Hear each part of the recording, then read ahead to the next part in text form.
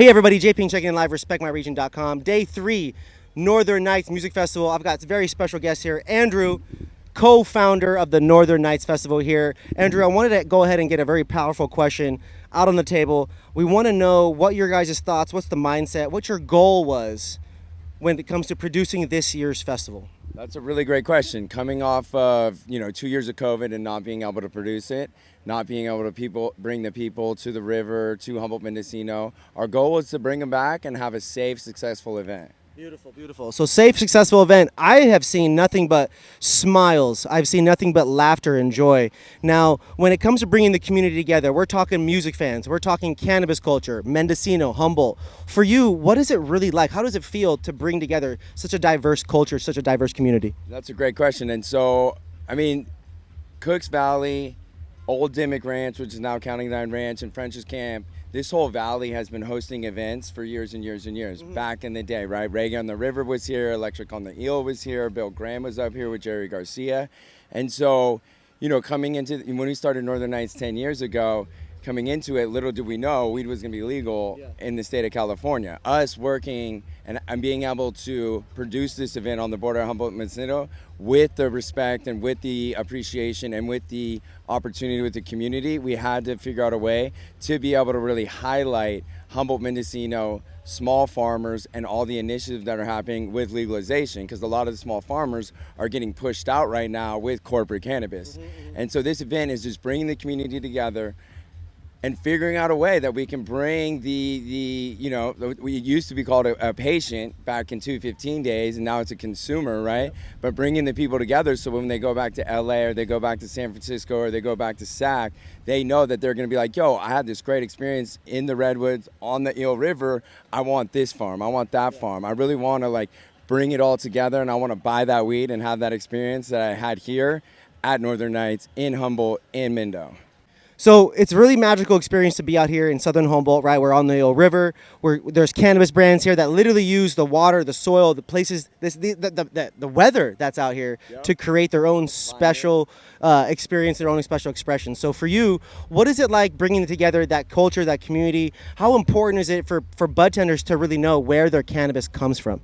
Well, I think it's important for bud tenders to know and ask their bosses, ask their buyers where their weed's coming from, but more importantly for the consumer, the patient, ask the bud tenders, hey, where's this weed from? Is it from, Santa Barbara? Is it from a corporate grow, or is it from Humboldt Mendocino? What farm is it from? What terroir was it grown in? Where did this come from? Because this is such a unique climate that it's hot during the days and it's cold at night, right? So you just had this natural, organic, growing conditions that now everybody's trying to replicate all around the United States. And sure, federally legal is going to come one day, but we got to make sure we support the small farmers while they're still here and before fucking corporate cannabis just takes it out. So remember to ask your bud tender where your weed's from, and remember to buy Humboldt Mendocino weed wherever it's from.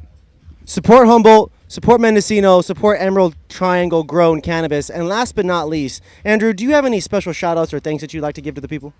The big people right here at Northern Nights right now is all the volunteers, the co-creators, the traffic crew, green team. What makes Northern Nights successful, is all the builders that come down, all of the community that we have that just comes down here and builds for the appreciation. You can never put this on paper, and then all of a sudden we have an amazing river stage that everybody's vibing to, right? And then all of a sudden you go to the bunker stage, and then there's another stage in the Grove, and that's all grown just locally with local support.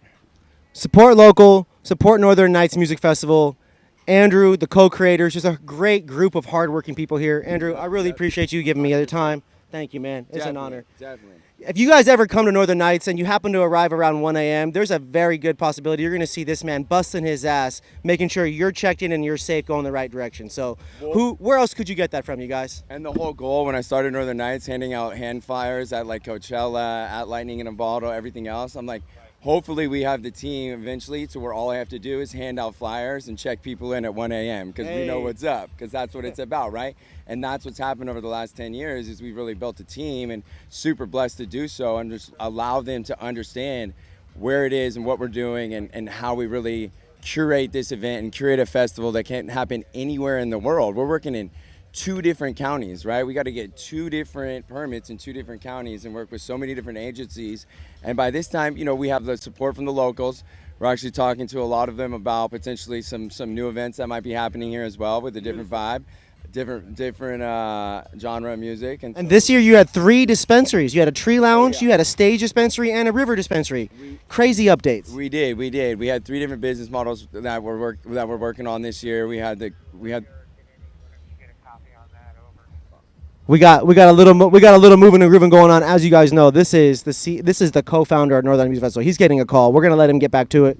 Andrew, thank you, bro. What's up, bro? Appreciate y'all. Thank you, Like, guys. follow, subscribe. This is a man on a mission. Northern Nights, day 3. Love you guys. Thank you guys for Peace. coming.